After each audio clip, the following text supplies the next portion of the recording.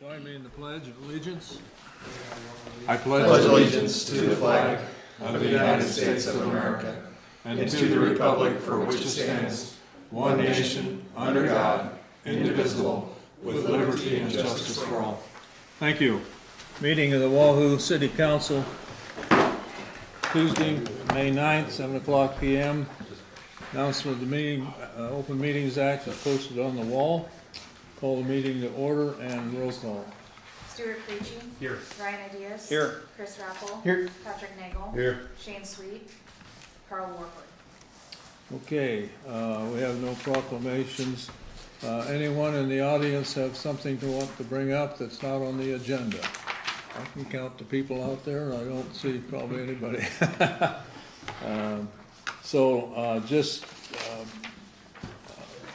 We're going to make one change in the agenda, just so you're aware of that. On the second page, under items not requiring a public hearing, we're going to move up number 3, approve the ordinance for bonding of Wilma Ridge for our bonding company to not have to sit through the whole meeting. So that's all right, we'll make that change. So we will go into Board of Equalization. This is a separate board. You are all members of the Board of Equalization, and so we open up a new meeting. And for the record, because there's a separate set of minutes for this, open up the meeting and roll call for the Board of Equalization. Stuart Creechy. Here. Ryan Ideas. Got it. Here. Chris Rappel. Sorry. Here. Patrick Nagel. Here. Shane Sweet. Carl Warford. Okay, we'll open up the public hearing. You want to provide the information for that? Sure. So the information you have in front of you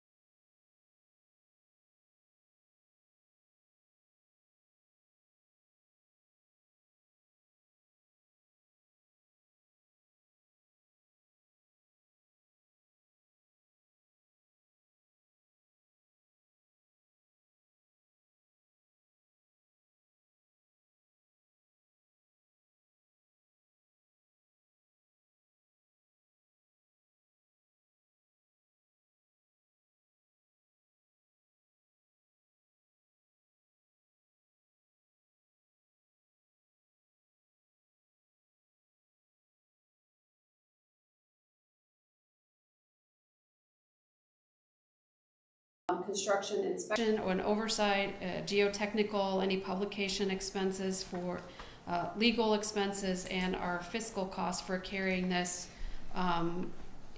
with the short-term borrowing that we did internally with utilities. And those are further explained on the following page if you are questioning any of the detail of the soft costs.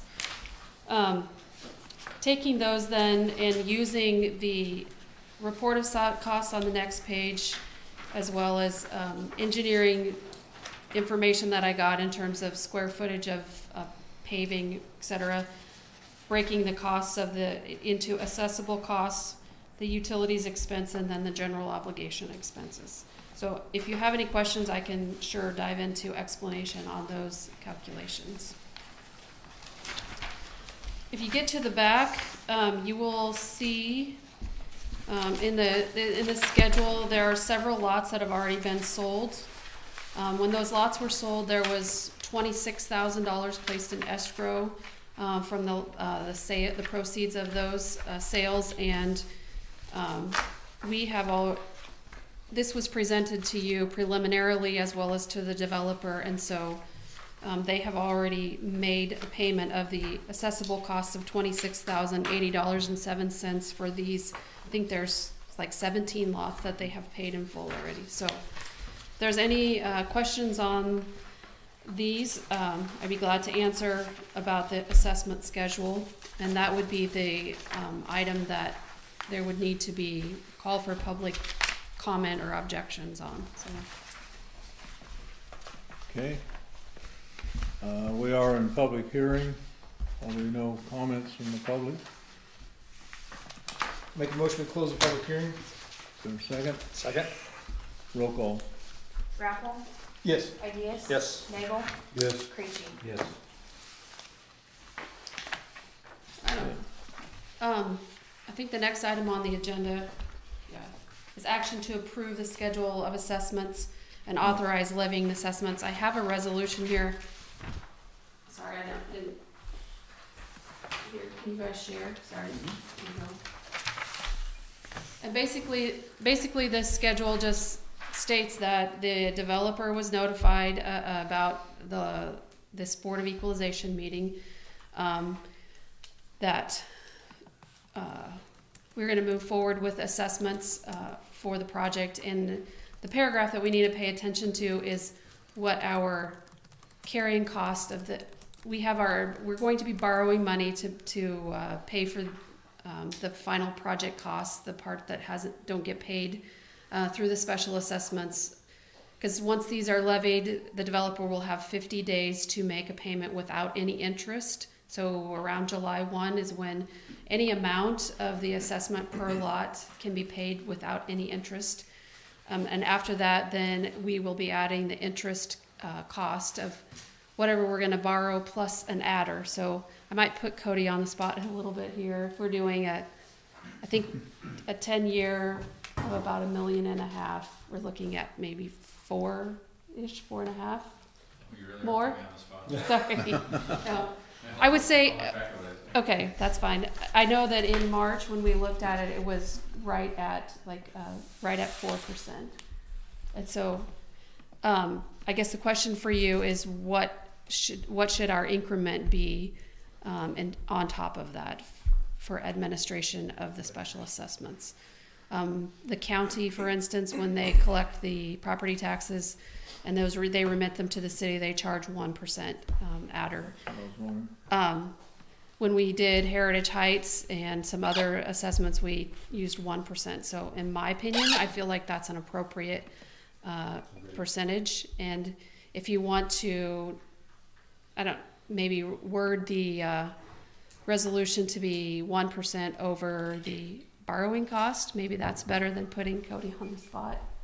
Yeah, That would probably be better. Last one was 4.18, but they've come down a little bit, and that was on 15-year bonds. So if we're doing 10, it'd be lower. It'd be lower. Okay.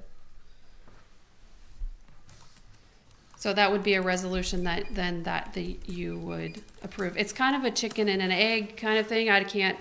We don't know if we were in a more stable environment. I think you could clearly say in 50 days, this is what our interest rate is going to be. But I think, to be fair, we want to stick as close to that 1% as we can. And in addition, we don't know exactly how much they're going to prepay on these assessments. So they could choose to come forward with $500,000 and prepay that amount, and then we would be borrowing less money. So Then the interest rate, this really is a number that we live with for 10 years. yes, Okay, yeah, and that does follow, 10-year T-bill is 3.5-ish today, but they get more expensive the shorter you go, but I think 4% is reasonable. I guess I would make a motion to introduce the resolution, and we need to pick a number, the 4%. well, Say 1% over the. 1%. 1% over, yeah, So 1% over our borrowing cost. yes, that seems fair. I'll second. Yeah, because I think we should be able to have that set before. Yeah, for sure. Trying to think about this. Set before we actually the 50 days are up. So Yeah. We have a motion second. Any other discussion? or could we actually say that? Does that need to be part of this number 3? Because We could set it at 5%, but it could be lowered if our borrowing cost is lower than 4%. Sure. I mean, I don't wanna pick a formula out there, so however you would view our borrowing costs. You know, with 50 days, you probably need to be flexible. So yeah, maybe give a range. Or do you wanna do that? I'm trying to think of this we have to provide notice to them Okay. of what the interest rate is going to be. Can you somehow publish the current rate is, Yeah. when we publicize those, can we say the current rate is?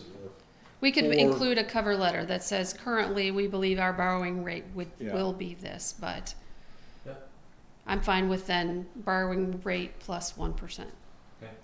Yeah, and I don't, I'm looking at 17-511, and I don't see anything that says it has to be expressly written, so I think everything you proposed would be fine. Okay. Okay. So we have a resolution, any other discussion? Roll call. Creachy, Yes. Nagel, Yes. Rappel, Yes. Ideas. Yes. So how are you gonna word that resolution? We gave you some options. Yes, with the 1% over borrowing. Okay. This is what Yeah, I- with the cover letter, basically, Yeah, Cover letter that might give the range, yeah. yeah. but it's not in this. Okay. Okay, now we have to have action on the approval of the schedules. I think that resolution references the schedule, the total, Yes. $26,080.07 per lot is the assessment. I guess one thing to point out as well is that based off of this, and based on our, reimbursement agreement that we entered into, financing and reimbursement agreement, they will be eligible for a rebate of that $5,360.06 per lot, provided they hit the target number of sales and at the target price, under the target price. Yeah, I'm trying to refresh my memory on the rebate, because that was an effort to keep the lot Prices. Price, down. right, But yes. how do we figure that rebate? So That was a set number? it was, in the reimbursement resolution, or the financing, it said equal to the assessment levied for stormwater improvements, so. That's where the number came from? Yep. All right. And going back, I went back and looked, and at the time we were discussing that, I was using 5,200, so we were very close. Is that, Yeah, that, reduction or discount, does that need to be documented somewhere in a motion? no, because it's in the agreement that It's we, the original agreement. Yep. It's covered. yeah, so I Okay. think we're good with what we've done. We just need to move on to or adjourn as the Board of Equalization. So we don't have to approve the schedule then? It's in the resolution. Okay, I haven't seen the Sorry. resolution. I'm sorry. That's all right, okay, that's fine, okay, Then your motion to adjourn Yes. as a, Mhm. yeah. Motion to adjourn, roll call. Creachy, yes. Nagel, Yes. Rappel, Yes. Ideas. Yes.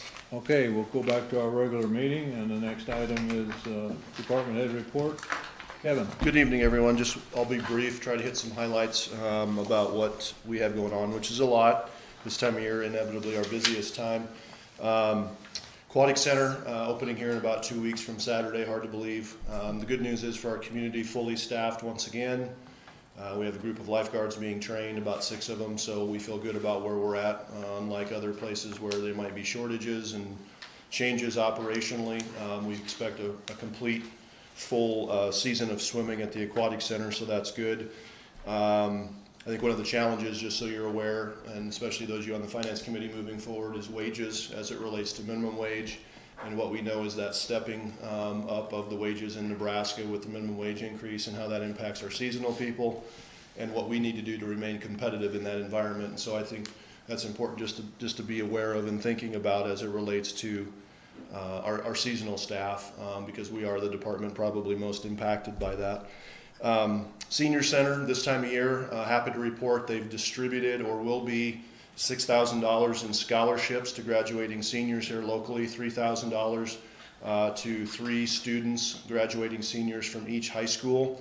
So that's a great community initiative by the senior center, and keep in mind all of that money that they use to distribute and to give back in the form of the scholarships is through their operations, so the Busy Wheels, the thrift store, et cetera. So just happy to report that 6 very deserving young men and women in our community receiving $1,000 scholarships from the senior center this spring. Meal program continues to do very, very well. I think we had over 600 meals served back in March, well over 500 here in April. Recreation side of things, our spring activities have wrapped up in terms of our youth athletics. We had over 444, I believe was the exact number, in soccer. We had 135 playing volleyball, so well over 580 kids doing spring sports. We were able to utilize the new facilities at Hackberry for soccer for the first time, so we're really transitioning fully into that new complex. First time we've used the multi-purpose fields on the south end of the field. We did a little bit of flag football in the fall, just a little bit. Really, soccer was exclusively on those fields, and I tell you what, the difference it makes in terms of traffic flow, parking, but then also be able to have other events at Hackberry with high school baseball also this spring was very impactful. So we're starting to see the fruition of that project, and we're continuing to see that here during the summer months. Speaking of summer, we've got well over 200 kids in the summer ball programs. All of our future fall programs already, so summer camp, after school, preschool for next year already full as we've had registration. So a lot of good things happening there. And then also, like right now, we're going through registrations for future fall sports, flag football, volleyball, as well as summer swim lessons. So a lot of things in the recreation side. I think it shows the vibrancy of our community, the demographics of our community, with a lot of kids looking for activities and parents looking for activities for their children. So trying to accommodate that as best we can. Parks, certainly their busiest time of year. These 60 days, if you will, April, May, up until Memorial Weekend, really our busiest time for our park staff as it relates to outdoor facilities, getting everything opened up. Right now, the focus is the aquatic center for the next couple weeks, getting that facility ready. And then also moving forward, once we get to Memorial Day, and then we're kind of more in a maintenance mode and have everything up and running and kind of just take care of business with the normal everyday tasks as well as some projects. Couple different things as it relates to capital projects. We've been checking those off the list as per our budget allocation and request. So some things that we currently have done or are doing. If you come to the Civic Center, we're installing new HVAC in the weight room. So a new heat pump in that space, as well as some new duct work to create a little bit better conditions for those folks using the weight room at the Civic Center. We are continuing to work with JEO on the conceptual plans for a Smith Park renovation project that we'd like to undertake over the next year or two. We have not finalized that, but we're still continuing to talk back and forth about some different ideas that we have. Highlands Park, which would be a 2-lot park adjacent to north of the water tower as part of the Highlands Park project or Highlands Development Project. That conceptual plan, pretty close to completion. It's pretty simple. It's a little mini park, but we have that conceptual plan fairly well underway and kind of have a pretty good idea what we want with that.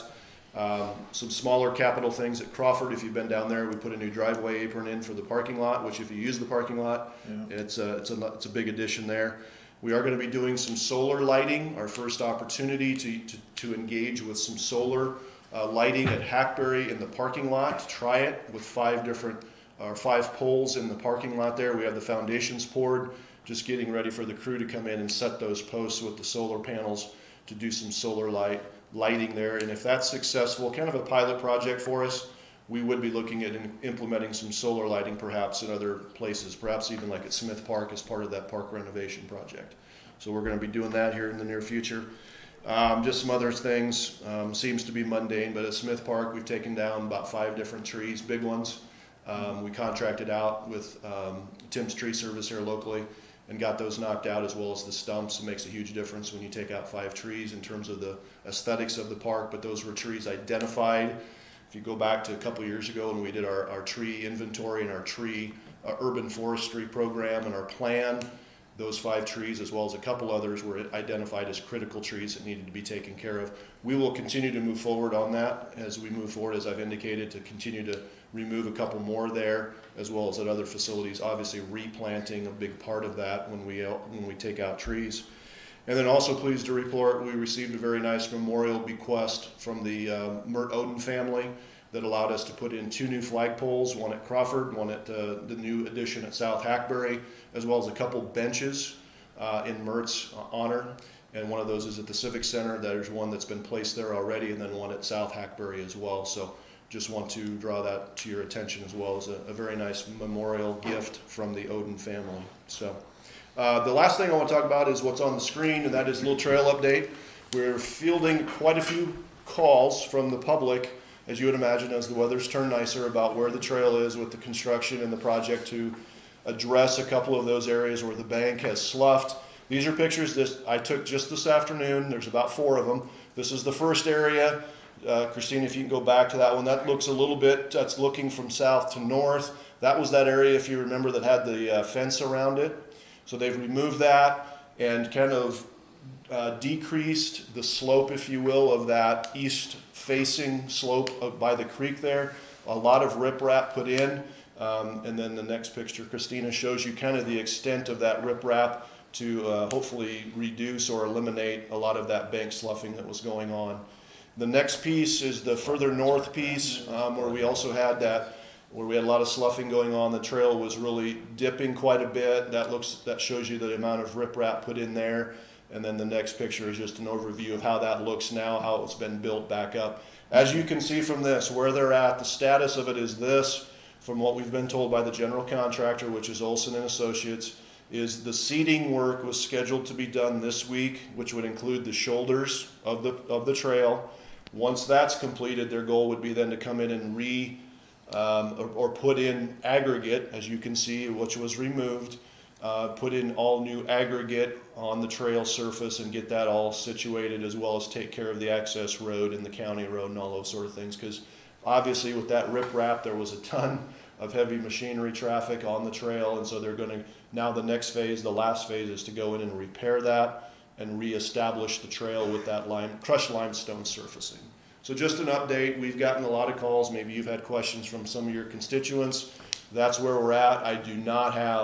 We do not have a timeline on when, as far as a date, and say it's going to be done by this date, but boy, I'm really hopeful we could have it opened here by the end of the month.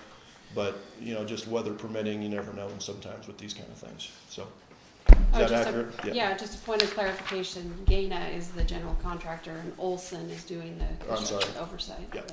Gaina is the contractor, I guess. Yeah. Olson is the construction manager.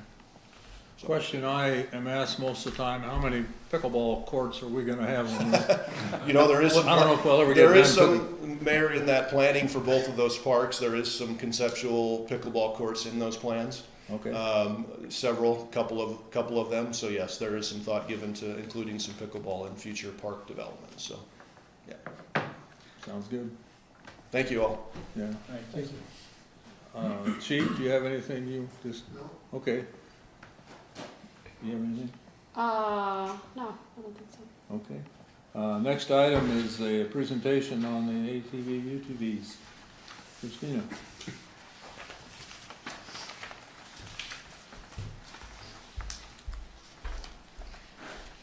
So I've put before you the pieces of the registration process that I've put together.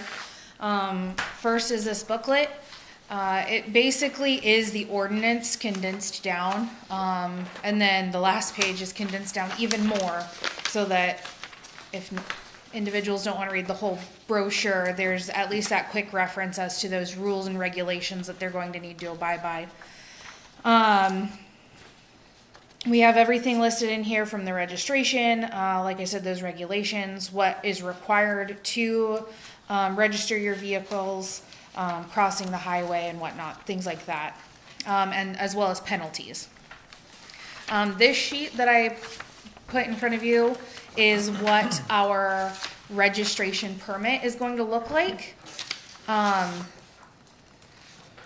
This, thankfully, is actually something that existed in the police's JDS, is that the right initials system? And we were able to kind of tweak it so that it worked for us. It's pretty standard language. Our ordinance is pretty standard for this UTV and ATV. The process is going to be primarily over on the police side. So individuals will be expected to make an appointment with the police department to come and have their ATVs and UTVs inspected. Once the inspection is done, they'll come to the city side and pay that fee. We'll mark this form as paid, and then they will get their sticker from the police department, as well as keep a copy of this for their registration. Any questions? No, I'm glad we're doing it. I've seen more ATVs on the street already. We've gotten a lot of calls about it already. And just for your information, we have a website article that's set to go live tomorrow morning. Good. And we'll be posting that out on social media as well, so. The website article is basically this booklet done in a PDF format, or so that it's easier to read, but it's all of the exact same information. That's good. Yeah, that's very good. Okay. Perfect. So council, I guess if you see something you have a question on, get it in as soon as you can. Sure. So, It's going live. Yep. so we're going live on June 1st. So, June 1st. yeah. Any other questions, comments? Okay, thank you. Okay, consent agenda. Pretty standard, I guess. So we need to sign a contract for the bailing of the hay ground. So we, Guess I didn't see that one, so it's just a per dollar amount. yeah, we advertised for bids, we sent it out to those individuals who have been interested in the past. We got 3 proposals in the final. This is for the landfill cover, which has some pretty strict guidelines in terms of making sure we are preserving the clay, surfacing the clay top of that landfill cover, but we ended at $120 per acre Okay. for hay ground. Pretty good. And we received 3 bids. Okay. Motion to approve the consent agenda. Okay, Second. second. Any other discussion? Roll call. Preaching, Yes. ideas? Yes. Raffle? Yes. Yes. Okay, we'll move to the second page or the back of the page. As I stated before, we're gonna move number 3 up to the top. Approval of an ordinance for bonding for Wilmer Ridge. Cody, you are the lead on that. Thank you, Mayor. Good evening, everyone. Thank you. Cody Wickham with D.A. Davidson just brought some kind of general information about the market and kind of some underwriting spread comparisons for what's kind of been done in calendar year 2023. Obviously, the ordinance that you have in front of you tonight is to provide interim financing for the Wilmer Ridge project. It's kind of a unique time. Typically, when we're looking at bond anticipation notes, you look at how long the project's going to take, and you issue notes with a little bit of cushion in there. If you think the project's going to be done next summer, you might make the notes come due the following winter. You don't ever want to have to roll the notes unnecessarily. It's a different time right now, just because the bond market's very unique. We have a inverted yield curve, so the shorter term rates are actually higher than if you go out a little bit further. So what we provided in the ordinance was a little bit of flexibility to allow the council to go longer on bond anticipation notes. The project may be done next year. You have assessments that are expected to come in by the middle of 2024. But what we're proposing is doing a longer term bond anticipation note so we can capture that lower yield on the curve to provide a lower borrowing cost for the city. That doesn't mean that you're locked in for 3 years, 4 years, or 5 years. We would still have a call feature on these bonds or on these notes that you can prepay them or roll them into long-term bonds. If we see a favorable market next year where interest rates are lower and you're ready to convert to long-term bonds, we can do so. But we might as well grab the lowest possible borrowing costs on these notes while we can. So on the left side of your packets, is every city and village deal that's been done in Nebraska this year. It's been a slower year. If you remember this exercise last time we were here, the list was a lot longer. Rates were lower, and there was a lot more deals being done. But on the far right is the percentage of par, the underwriting spread.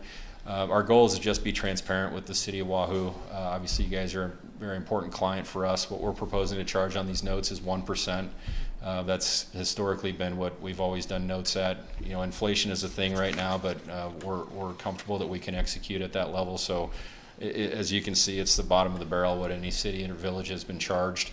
And then on the right side of your packet is what we call the MMD spread, and where we would see coupons and yields if we were to go out and market this issue today. So the MMD is kind of our benchmark for where tax-exempt bonds are priced. In the next column over where it's highlighted says coupon, that would be the rates, again, if we went out today. These are from my trader this morning. So you can see if we went with 1-year bonds due December 15th of 2024, your interest rate would be at 3.85%, and that spread to the MMD on the far right is 0.88. If you follow your way down the curve, the sweet spot as of today is in actually December 15th, 2026. You can get a coupon of 3.55, and even though the spread is higher, 1.11, or 111 basis points, it's actually a lower net yield to the city. So we've got a few weeks, maybe a month before we're actually ready to price this issue. Do we have are we doing a first reading tonight? Is that right, Melissa? Yeah, we only have 4 Okay. present. So first reading tonight, second reading potentially waiving at the next one. We'll probably look to price this issue early to mid-June. So these things are going to change, but the ordinance, again, it gives you all the flexibility that when we go out and look at the market, we're going to pick that sweet spot, whether it's 3 years or 4 years. It doesn't mean you're only going to be locked in for a year. The plan is to make these callable 1 year from the date. So the goal would be to close this issue June 30th of this year. You would have the ability to prepay if you get assessments in, or roll to long-term bonds at any time after June 30th of 2024. But you don't have to do anything until whatever this final maturity is due. It's probably going to be 3 or 4 years down the line.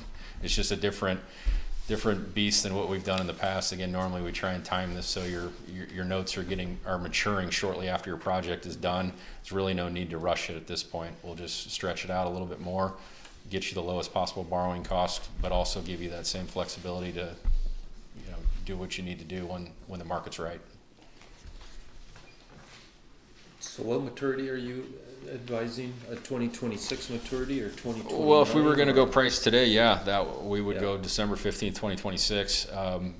Don't want to set that in stone just yet. Again, it's a parameters ordinance. Yeah, we put it so you can do up to December 15th, 2029. There you go. But we'll just see where the market's at when we're ready to price this. And if that shifts down the latter one, then that's what we'll go with. So the ordinance that is in their packet is the one that I got from Mike Rogers last week. It's not the updated one. The updated one that has a amount not to exceed of 2.45 million, I believe, is the. Yep, 2,450,000. Yeah. Correct.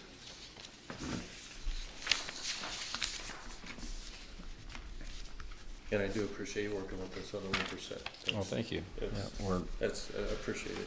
We value the partnership with the city greatly.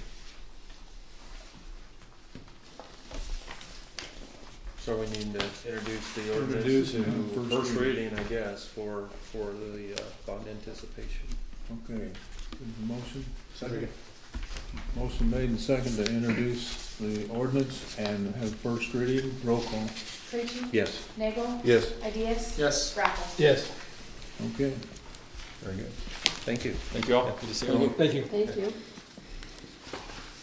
Okay, now we'll move up to item number 1, resolution number 2023-07, to authorize the city's participation in the Saunders County Mutual Finance Organization and to indicate our intent to allocate 4 cents of the levy to the fire department of the city. So Who's going? I apologize. Well, the resolution is in the packet, correct? Yes. Yeah. This is in line with what we have done for probably 12 to 15 years. But what I want to make clear to you is that by approving this resolution, you are committing to levying, obligating 4 cents of our 45-cent levy amount to the fire department. So historically, we've gotten between $25,000 and $35,000 a year from MFO money. It's creeping up a little bit. There was a change in an allocation last year, like a one-time adder allocation. So, but that historically, the fire department has used that to be set aside for vehicles. So, Motion to approve? Or is this an introduction? It's not No, an this ordinance, is a it's a resolution. resolution. Yeah, Resolution. motion to approve. I'll second that. Okay, any other questions? Roll call on the resolution. Creachy? Yes. Ideas? Yes. Nagel? Yes. Gravel? Yes. Second is to review the Nebraska Department of Transportation open house and discussion and action regarding comments to provide on the 77-109 roundabout project. Have So- we received any?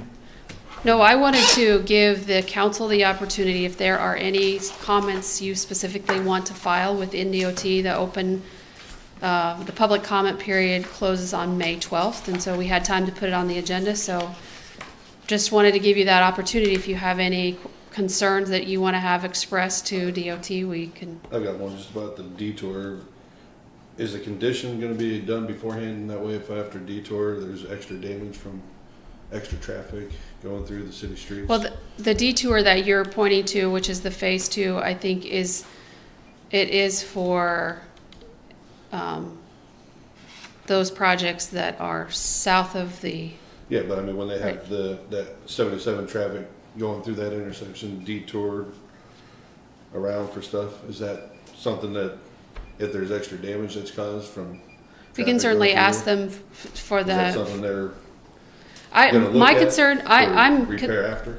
I didn't really think about shooting the traffic through town, because it's, from my understanding, is it's not going to be all of the traffic coming through town. It's going to be like if someone wants to get to John Deere or someone wants to get to the NRD, they're going to have to John come Deere's through gonna down. want Semis going over there, so we're gonna have semi-traffic going through on that asphalt. I think the other concern that I had also was going, when they close the 109 part of the intersection, their Going, detoured route is to go all the way and everybody's gonna around. be going through the airport. And there's actually, yeah, people are gonna be going through the airport, and so, I know a lot, that's the question I've had. We'll have people doing it anyway, unless they throw up a roadblock, but I wouldn't think they would. Would they? They couldn't, because people wouldn't be able to It's a access the normal actual road, businesses back there. Yeah, you could I mean, say they I could need try to to go do what to they can to the make sure semis don't try to go through You're not there. gonna go 15, 20 miles out of the way. Well, to make sure that semis don't go through there, but if a vehicle traffic is, Yeah. minimal traffic's wanting to go through there, it's a pedestrian vehicle. I mean, we can't say, are they going to Baumgars? Well, we don't know that. Yeah. 'Cause- right, there is local traffic that's going to want to get to Baumgars or Auto Alley or the airport, any of Sure, those any of businesses, and so it does need to be open. But they can maybe put signs up that say, Yeah. no semi-traffic unless it's a delivery to one of those businesses. Right. I also think it was explained that day is that with a project like this, they can't actually promote that as a detour through that area. Yeah. So, I mean, so be the city to put up I think the signage if it needs to be limited, no semis unless a delivery, cars only unless a semi for delivery. Yeah, I mean, Something. those are city streets, so ultimately Yeah, you so that's can all. dictate and control where you're going to allow traffic to be detoured through, right? I mean, it is your authority and your street department's authority. Right, but in order to limit it, it has to be partnered with aggressive, effective enforcement. Yeah. Yeah. But we can do that without, We can do that without, without Yes. their permission. I mean, Right. That makes common sense, but Mhm. that doesn't always play. I guess I was hoping maybe you would, to address Patrick's concern as well as, the condition of the air park roads, that we ask them to do an assessment or, you know, of the Do a pre-construction pre-construction assessment, and then, survey, and then after it's all done, go through, and if we see extra damage, we can say, well. I'm not this sure, is yeah, not- I'm not sure how we're gonna agree on how the quantification of that damage. Does that mean so many cracks per square foot of paving, or damage to curbing, or I'm not sure. Before and after pictures? Yeah, I'm not sure okay, so you've got before conditions and after conditions, but what are we gonna agree to if after looks terrible, right? What are we gonna ask them to do? You can't ask them anything if you don't have the before picture, so I guess we've got to start with that. Yep. And it's, on all my projects, it's pre-construction photos. You just take photos of sidewalks and driveways that aren't gonna be touched, and if there's damage after, we review and try to determine what caused the damage. If it was due to contractor or some other issue, then it's like, okay, it's not a city problem, it's pass it back to the contractor on that situation, but you have to have the before photos. I think that we could express our concern with the damage to our local infrastructure with the. Especially 12th and Old Highway 77 that are asphalt roads. Chestnut being mostly concrete coming down, probably won't have as much, if any, damage to it. But And it'll there just may be that some. turning traffic on 12th. There may be some traffic, like Omaha Steel traffic or Wahoo Concrete traffic, that chooses to take the county road route if they're going to the east. I know I'll be taking that county road out.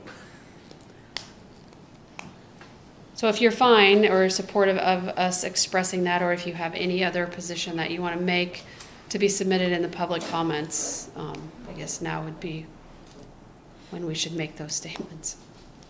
No, I'm good with the project. I know a lot of people are upset, so just leave it as it is, but this will actually increase flow of traffic for north-south. There's times where I've been sitting there for 5 minutes to go across the highway because too much cross traffic. This will speed up that ability of cross traffic going over to the lake, so this will actually be better. And then people saying stoplight, well, you've seen what happens at stoplights over here, so it'd be the same. So I think this is a good project. Just ask them about the detour if it's damaged. Joe, I don't know how we would take, you're gonna just like authorize staff to submit comments about concern of the impact.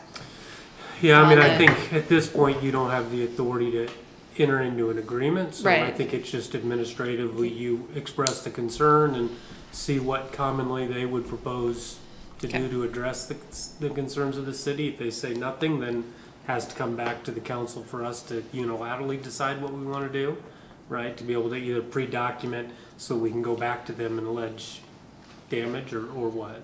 Okay. So I can do that. You're comfortable without a I'm- resolution authorizing you to, Yeah, I am. okay. Okay, thank you. Okay, now we'll go to number 4, approval of, Memorandum of understanding. yeah, member of Fanny with Three Rivers. So Three Rivers Public Health, they're doing some document cleanup.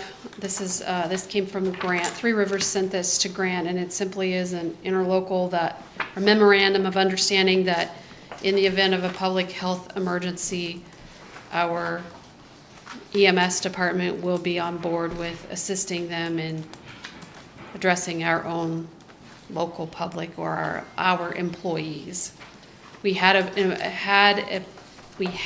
currently from 2012 a very similar agreement, but there are a few things that are worded differently. It doesn't really change.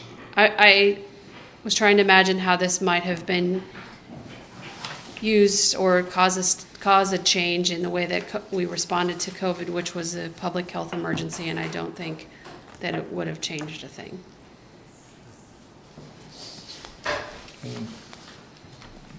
What's the action? Make Motion to approve. Go ahead. I just make the motion to approve the memorandum of understanding with Three Rivers and the city of Wahoo. Second. Second. Questions? Roll call. Rappel, Yes. Creachy. Yes. Ideas. Yes. Nagel. Yes. Number 5, approval of waiver of height requirements and use of barbed wire for security fencing for Men Commercial Park. So, just to, Ben's subdivision is located directly west of the Wahoo Distillery. Actually, Wahoo Distillery is part of Ben's subdivision. Gosh, I can't remember his name. There's, Graham Roop, no, but who has all of the equipment on the corner? Sanderson. Yes, thank you. He's intending to develop the lot and put in RV storage, which is in line with the zoning regulations. He is allowed to put up a security fence. Travis wanted this on here so that it's very clear that he can put it all the way around the perimeter, including the front yard, with a height not to exceed 8 foot, and use the barbed wire for the security feature at the top. So it's like chain link with barbed wire on top. Okay. Yes. 6-foot chain link, 6 and foot then width. the barbed wire will go up 2 foot at an angle. We want to be clear that no part of the fence will extend over the property line, even if it, so if it goes, angles out, It jets out. the property Fence is line set has to back. be, yeah, it has to be Foot. set back, so. So it's following the rules, what are we waiving then? There's part of it that is that waiver in the front yard. Okay. Right now, your front yard setback is the limit of your fencing. This would still be on private property, but you don't have your 25-foot setback. Okay. I'm not really thrilled with the appearance right there on that intersection, but if he's following the rules, Well, this would be pretty far to the east. yeah. West. West, yeah, Down. down the hill. You look Yes. over the top, you'll see Wouldn't be all quite of as these. obvious. Yeah, you still see it, but You'll be seeing everything that's in there. that's true. Anyways. Yeah.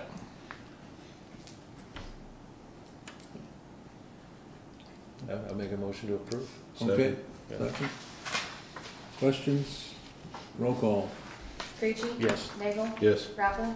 Yes. Ideas. Yes. You just don't want to see them. Okay, number 6, discussion on use of property at 23rd and Chestnut. Started a conversation with Melissa, the property that we went up there, and she reminded me that we have already declared that as surplus property. We did that in 19, I believe, was that? Probably have. In that area. And since we're probably going to be looking for some money, I wonder, my question is, do we try and market that? And how do we proceed on that, sell that property? Because as we look at our city hall improvement, we'll probably be looking for pulling some money if we can. So that's my thoughts on it. Any comments, any thoughts? I know economic development has a lot of inquiries yet for, her thoughts are get a developer with the direction from us on, and there's some designs that JEO has produced for us in the past, 3 different designs of how it might lay out for commercial and possibly low-income housing. Well, and along those lines, I think if someone else is gonna be the developer, that's great.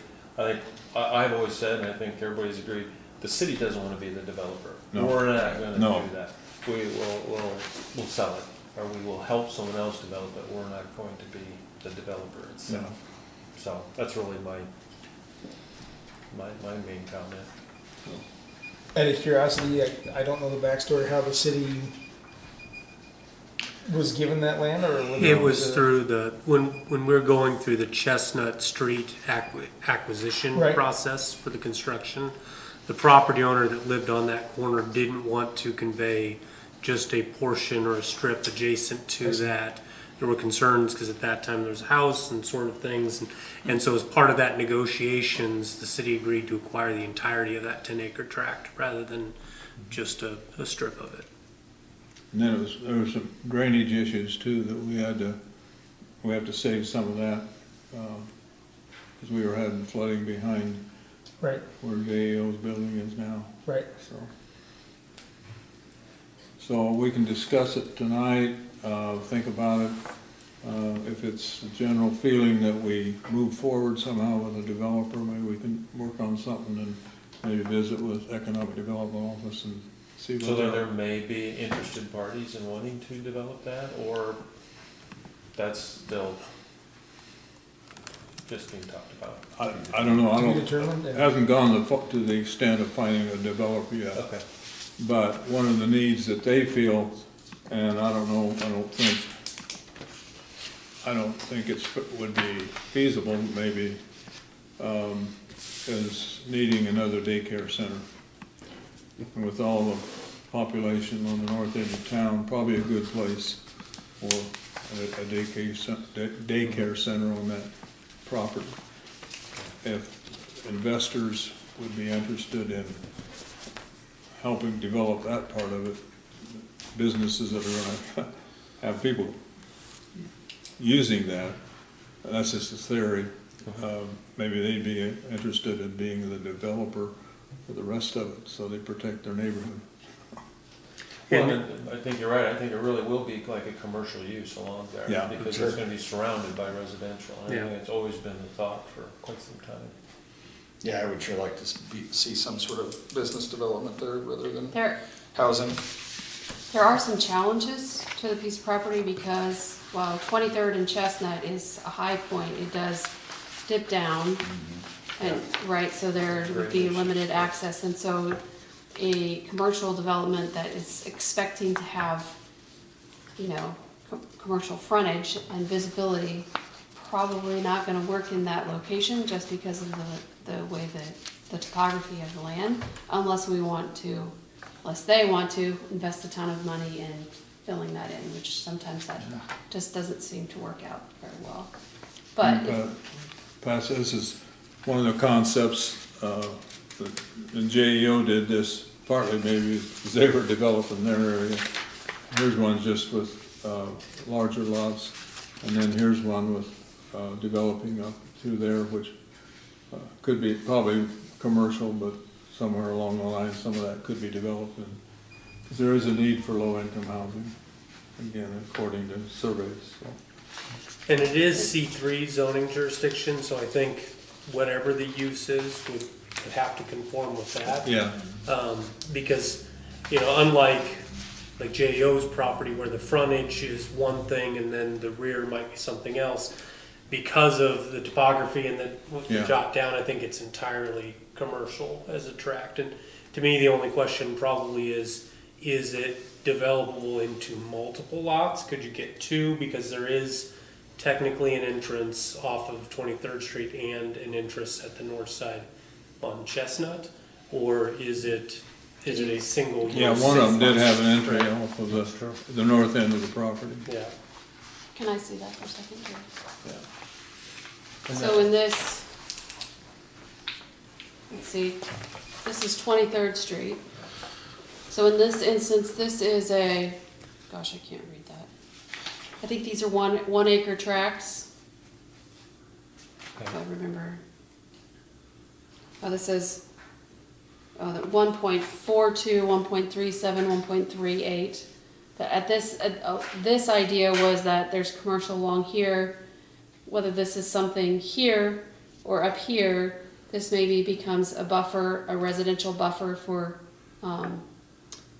affordable housing, maybe apartments of some sort in here. That's Off the frontage. off the frontage, right? And a buffer to North Highlands that you have over here. This is the same. This has this is 4.31 acres, but you can see here where this is a drainage way. And then this other one, obviously, there's significantly more infrastructure costs with the street, but it's laid out similarly to the other one. But I think going along this, having conversations with Wilmer Ridge and the 2 access points and all of that, I think it's important that the access to this be limited to here and somewhere in here, basically adjacent or right directly across from the Wilmer Ridge subdivision, which this is the tree line this is the church property, and this is where Wilmer Ridge comes into play. Yeah, because presumably we'd be telling Lindgren to the north that that would be their only entrance as well off Right. of that, Yeah. that area. And in terms of